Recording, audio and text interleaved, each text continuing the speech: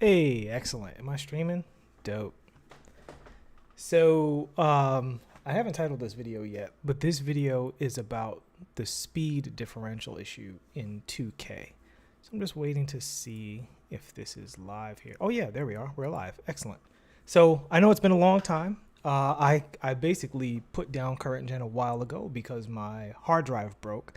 But when it broke, I was like, I have other things I need to get done besides getting a new hard drive and putting 2K back in. So I just went on to do other real life stuff, a bunch of which has paid off in great ways if you follow my main career. But that's not what we're here to talk about. We're here to talk about these speed differentials and the problem. What's up, SPAC, Orlando Till? What's up, fellas? So yeah, so NBA Toots just put out a video about speed differentials. And now we understand the speed system is, there's a lot of complex stuff, but I'm just going to play the video real quick. I'm going to mute it. But go follow NBA Toots, great channel, all that other good stuff. So we'll see here, the players are running across screen. So we're seeing the speed differentials from corner to corner, right? And it's, I mean, there's clearly a differential. Now we're going to see the numbers pop up here. So there's clearly a difference. So we see what the numbers are. Now here's the thing, this is 20 points of differential. That's a lot of speed attribute points for what is essentially halfway through. These characters are still completely even. You know what I mean? These characters are still pretty straightforward. It's not until they reach a full sprint, right? And it takes, you know, what's the distance of a court across? I know it's 90 feet, but whatever it is, baseline to baseline. This is, because I know it's like 22 feet from here to here, so maybe it's 44 or something like that, about 40 feet. So out of the 40 feet, it takes until, I'm probably super wrong on that, I should just look it up, but you guys get what I'm saying. It takes half the distance of the court for the speed differential to matter. Now this is really important because in the half court, this means acceleration is a much bigger deal than speed, because if your distance is shorter than from the baseline to the basket, which is an entire driving lane, by the way. Like, I'm going to rewind this a little bit. So for a point guard or a guard, ball faking in the corner and running to the basket, this is the actual difference here between how far they get from the corner to the goal between a 99 speed and a 79 speed. Which means if you have a 79 speed defender, you are completely in the advantage, even if you somewhat go for the pump fake, even if you press all the way up to them, because by the time they get their startup animations going and sprint all the way to the basket, that defender has plenty of time to be right with you, and you're not actually faster than them yet. This is how much faster than, if you look at the one at the very top right here, you can see me circling it with my mouse pointer. If you look at the very top and you look at the one at the very bottom, this is your speed differential on your driving layup or driving dunk from the corner to the basket. Now you guys can tell me if you think that's a big enough speed differential between 99, which is max speed and only available to certain players, and 79, which is very easy to achieve and available to basically everybody except for centers, right? So that's first and foremost. That's the first most important thing to understand about the speed differentials when we just talk about speed, is that they do not matter until you are running roughly 35 to 40 feet. All right. So that's number one. Number two, and this is where we get more complex, and this is kind of a into the weeds discussion, guys. So if you're not like a nerd about 2K, this is really to help the developers understand what I'm trying to say when I talk about they have to regulate their frames more, right? So this isn't, you know, my park, my team, yada, yada, yada. This is just for people who are really into getting 2K to be a great game in a way that developers can understand what we mean. So it's not taken in all of the social media context, all right? So because it takes that long for your speed differential to kick in, fundamentally it doesn't exist. But even more so, number one, since taller players can be slower, they also have larger hit boxes, right? They have larger collision boxes. When they activate their animations, they'll run into you faster because they're bigger and they have bigger interactable areas, right? So if Giannis Antetokounmpo is standing still and reaching towards the basket from the free throw line, he obviously reaches much farther than Steph Curry. So his steal attempt or his block attempt reaches from farther away, which means this difference, if you look at this difference from the top Steph Curry to the bottom Steph Curry, Giannis, if this was Giannis at the bottom, he's actually fundamentally ahead of Steph Curry because he's bigger than Steph Curry and reaches farther than Steph Curry. So Steph Curry would have to be significantly ahead of Giannis to escape his reach, right? So again, now we have a speed differential moving into the favor of a defender based on size differential. And then the last thing, which is honestly the thing that's most important to me, because this other stuff is really easy. I shouldn't say easy to fix. I'm not a developer, but it's easy to identify. But the thing that's important to me is that the layup and dunk and gather animations versus the block animations. Now you have two factors. Three. How long the animation takes to actually execute. You have the distance that it covers. And then you have the actual points during that animation where it's active. So in the case of the layup or the dunk, how many frames is the ball vulnerable? And in the case of the block, how many frames is the hand dangerous, right? So the example I gave on Twitter was if it takes me 45 frames to do a layup, and since we're on YouTube, I can explain a little more. Let's say for 30 of those frames, I'm vulnerable. So that means that the first 5 or 10 frames is the startup where you can tell that I'm going for a layup. This is your time to react. And then the last 5 frames is when you're too late. But those middle frames, you can get to the ball. But if the block or steal animation is much faster than that, let's say 30 frames or less, and is active for too long, this means that when we combine all the other information, speed differential, size differential, so on and so forth, there's actually no way to get an open layup from a ball fake in the corner going to the basket, even if you're 20 points or more faster than a larger, slower defender. Because even though technically in a sprint, you will eventually be much faster than that person in the full court, in the half court, your speed has little to no effect on this situation. And obviously, when you watch the NBA, this isn't true. You watch guys like Westbrook and Donovan Mitchell. If you make the wrong decision, even slightly on defense, you blink your eye and they're at the basket. Now, there's an easy solution for this in 3v3 and 5v5. You put somebody at the basket. To cushion for that, you rotate on defense. It's not like it's going to automatically always be a dunk or a layup. Nobody wants that. Otherwise, everybody just make 99 speed carries and you'd be running all over the place. We understand that. However, speed should be an advantage. And if speed is not an advantage, here are the dangers. Smaller players get more speed, so larger players get less speed. But as we discussed before, they get other things that are very good, right? Like size and larger hit boxes and so on and so forth. Now, if every player on the court keeps going up in size, then the court gets smaller and you can't pass. There's no sim basketball. Closeouts are way too fast, and all of the other problems that we see 2K having. And the thing that, is bad for the My Team community is that this is inevitable, right? For the My Team community, this fate is inevitable. It's just a matter of when, not if. At some point throughout the year, they're going to make taller players too fast. Smaller players become completely obsolete because not only are they fast, but they can shoot. And so everybody on the court is going to be 6'8" and above. Everybody knows that's what My Team is going to turn into. And at that point, it's a clown show. It's not a good game. It's not competitive. It's really just for people who love buying the cards and making the teams, and they're just locked into that mode and hardcore. But if you love basketball, this is where you get off the train. All right. For the rest of the game, there's plenty of hope. Play Now, My League, plenty regulated. Even Park and all of the stuff, the archetype system is very, the attribute system is very regulated so that you can't get but so tall without so much speed. But the thing we really need to fix is the speed differential system and how it relates to the other aforementioned categories. Now, I will say one last thing about that as well.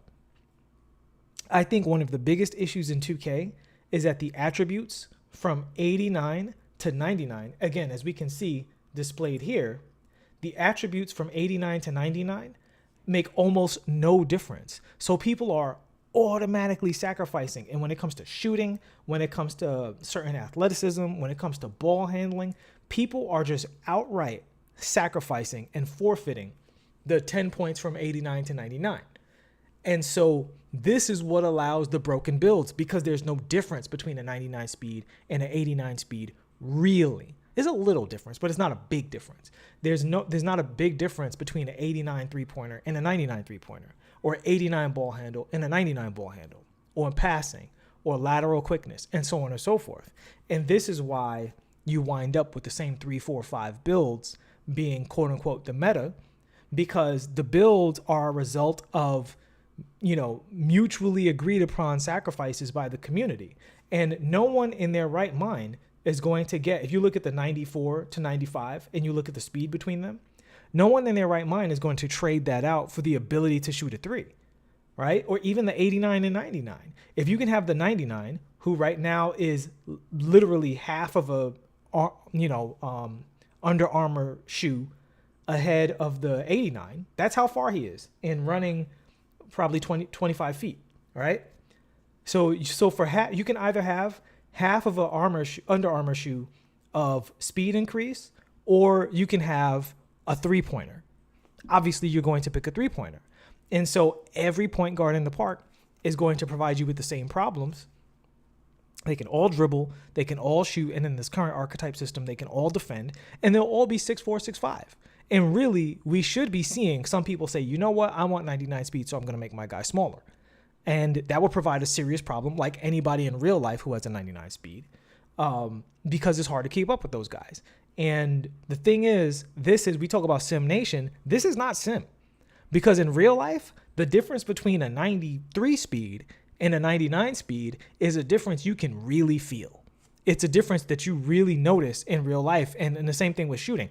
The person who's a great shooter versus the person who's the best shooter feels like a monumental difference, right? Like, we all know how great of a shooter Ray Allen is. We thought he was a 99 shooter until Steph Curry came along. And they were like, oh my God, that's what a 99 is. Ray Allen's still a 95, 96. But Steph at that 99 breaks the defense, right? Same thing, Westbrook versus, say, Eric Bledsoe. Eric Bledsoe is fast as hell. He's a really fast, athletic guy. But Russell Westbrook is different. Derrick Rose was different. Allen Iverson was different. These are the 99 speed players, right? So when you take that 99 speed, it pushes you over that point where in and of itself is such a strong advantage that you can take sacrifices in other areas. You'll say, you know what? I'm not that good of a shooter, but I'm burning you every single time. I'm breaking your defense down. You have to send help to the basket when I play with this player. And that's when you start to get variety. That's when you start to get an effective archetype system. So, that is what I wanted to cover in this video, that speed differentials need to be balanced against the actual finishing versus shot contest animations. They need to be balanced against size and how the larger players get the benefit of better boxes. They need to happen earlier in the exchanges, because as you can see here, you run halfway across the court and your speed differential doesn't kick in until you run a whole 35 feet, which is obviously not the case. Even though this is not a quick first step, video, this still shows the problem in general. This should be a bigger difference than that by this point. You should feel a 20 speed difference. I mean, if anybody's ever played basketball, that if a guy is the equivalent of 20 speed points ahead of you in real life, you feel it instantly and every moment after. And the game should reflect that as well, particularly when the game is making you sacrifice size for speed. So we know what you're giving up, right? And then the other thing being that that last point basically about the fact that elite attributes in this game don't matter for anything. You can just cover up that last 10 in virtually every category. From 89 to 99, in almost every category that I can think of in the game, you can cover up with badges. And that's a serious issue because the game is balanced against attributes. It's not really balanced against badges. Badges are relatively easy to get up to the Hall of Fame level in every category with minimal, aka top 10 points of each category of attributes, sacrifices in every element between physicals and skills. So Orlando Till. So I'll open it up for question and answers before I sign off here. Please like and thank you guys for watching, rocking with me after I haven't been here for so long. Do I think badges make up for this like quick first step? No, because a lot of the badges basically just give you better animations and everyone has them, right? So that's the problem. It is actually that last part that I just said. Because everyone can sacrifice 10 points here and there to get the badges, everyone has the badges. And if everyone has it, it's not balancing on both sides of the ball. So if it's very easy for a defender to get Hall of Fame clamps, and it's very easy for an offensive player to get Hall of Fame quick first step, that's just a standard part of the game that you include. It would be different if some people, if you could only get Hall of Fame quick first step at a 99, and at anything below a 93, you had to get gold quick first step. That would be different, because then you'd have the multiplier of 99 plus Hall of Fame quick first step versus all of the other stuff. That would start to create more distance. But because everyone can get Hall of Fame quick first step within reason, as long as they make a little bit of a sacrifice, we don't see that difference. And that's why the badges don't balance this out. Now, I understand the fact that the ratings have to behave a certain way so that the badges that come into play behave a certain way. But the problem is, and this isn't even a problem, I agree with 2K on this, you can't overkill certain categories. What's up, David Bogdansky? So you can't give a guy 120 speed by giving him a 99 speed and Hall of Fame downhill, right? Like, we all think that's reasonable. We don't want people moving too fast on the court. We want a maximum speed that makes sense. Now, I'm not 100% sure we're there in 2K, but that's a more complicated conversation based on how 2K operates, right? But I do think that regular speed ratings do have to be balanced with the badges in mind. I don't think that's where it is right now. I think we're more in a place where ratings don't mean much. You just move the ratings over the middle a little bit and you let badges take care of everything else. I think that's really where we are. And this is what makes certain play. This is what gives us a game that doesn't have a lot of variety, where every game looks the same, right? If you look at every 2K League game, it always boils down to the same thing. You look at all my team games at the higher level, they all play the same way. You look at every part game, it's all the same way, because only a very few skills are useful in 2K, right? And there is no raw, overpowering athleticism that you got by sacrificing something else.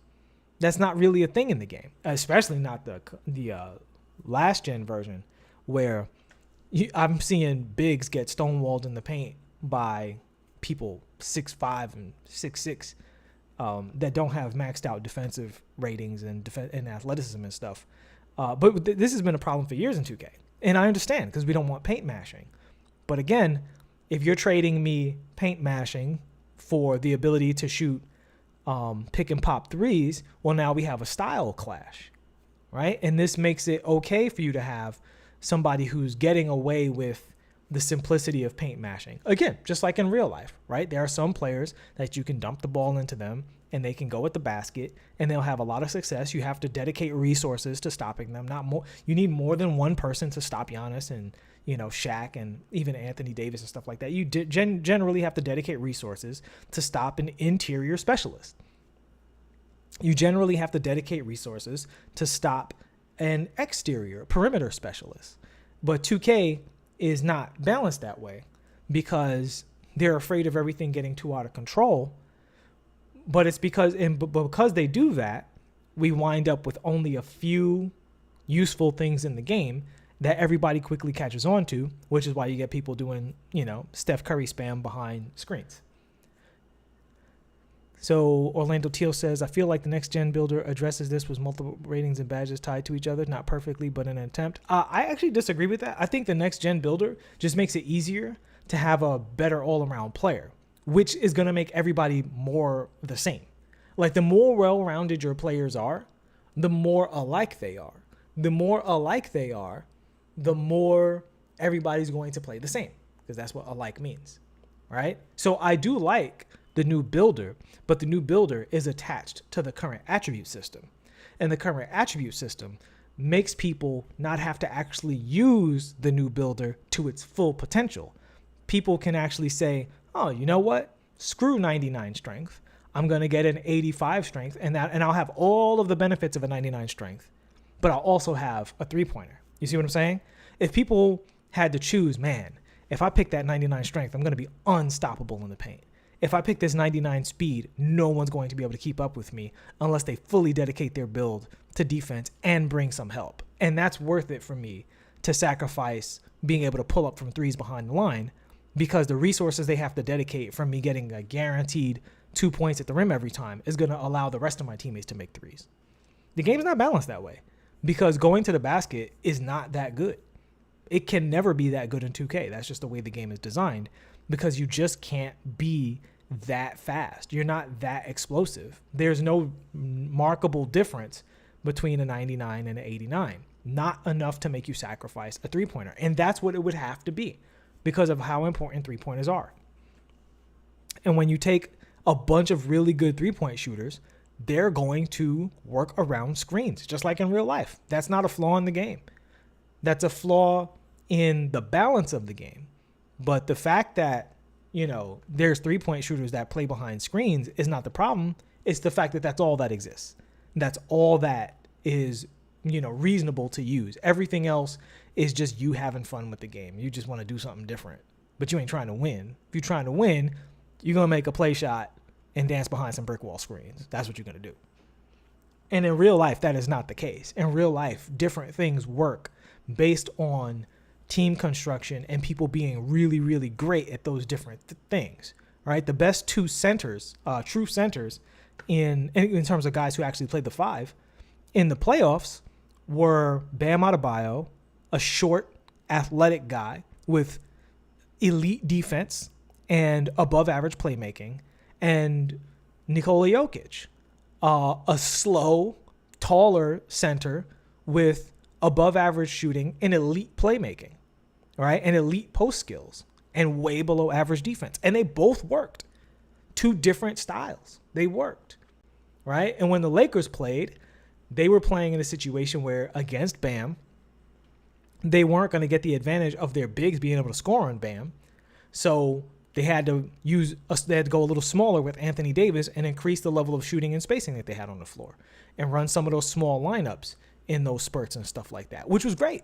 You had teams using their versatility and creativity to, match up for the situation, which is what always works, which is not what we see in the video game. In the video game, you have basically everybody trying to make Dame Lillard, and I don't know who the center would even be, Dwight Howard, I guess, or, the stretch version of that, Anthony Davis, and that's basically everybody's character who's trying to win, right? Now, if you're not trying to win and you're just out there to have fun, you can see all kinds of builds. But, at the highest level, the game always looks the same. And it's even worse in 5v5. You guys stand in the corner. We're going to run pick and roll. And that's literally the game. And everybody else is not even going to try to play actual defense. We're just going to mash steal. We're going to dive bomb the ball handler, and we're going to bait passing lanes, because playing any other kind of defense is hopeless, because the 3-point shooting is so easy to attain. There are so little sacrifices to get to elite 3-point shooting that everybody's playing against Steph Curry, essentially. Everybody's playing against Damian Lillard, essentially. And that shouldn't be and I don't have a problem with that being a thing. That just shouldn't be the only thing. Right? Great as Steph Curry is, you don't need more than one person at the basket to stop him from making a shot. Whereas, some of these builds they're making now, you're equally efficient dribbling behind screens, isoing, going to the basket, passing. Passing ratings mean nothing. So, you know what I mean? They need to round out the rest of these areas of the game. But that is going to wrap it up for this video. Thank you so much for watching, guys. Just wanted to highlight this.